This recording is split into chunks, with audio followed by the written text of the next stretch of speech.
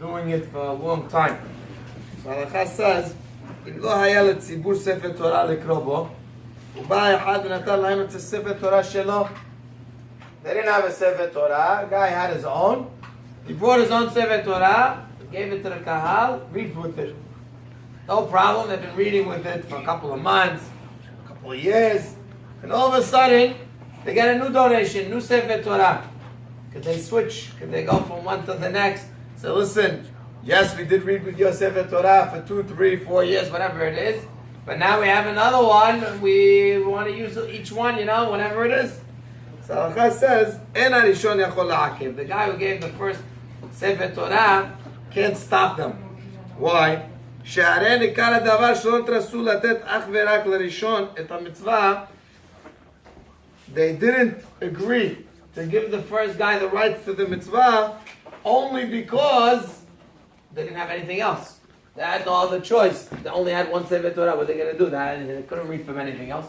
So therefore, that kind of hazakah, it's a great thing that you gave your sefer Torah, but when they get another sefer Torah, when they get other people that want to donate, in such a case, they could start using other people's together with his as well. Again, obviously, they wouldn't be allowed to just stop using his for good, because again, at the end of the day, he does have the rights to have his sefer Torah being used.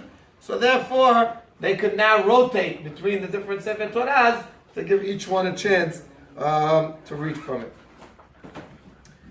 Now, what's the halakha in regards to inheriting the rights to a mitzvah? Till now, we've been discussing where the guy himself has the mitzvah.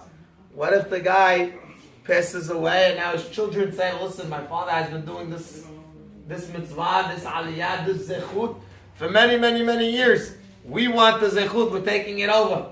Can they do that or not? So the halakha says that it's a mahloket ben poskim.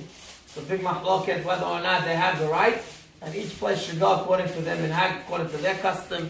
If the custom is that they do give it to the children, so then the children have the rights to the zechut, to that mitzvah, to continue on whatever their father used to do. And if the place doesn't, not necessarily do they give it to the children, especially sometimes the children are not always the same as their father. Their father might have been someone that was prominent in Hashuv in the Kehillah, that's why they gave it to him, and now the children might not be such great children, such great kids.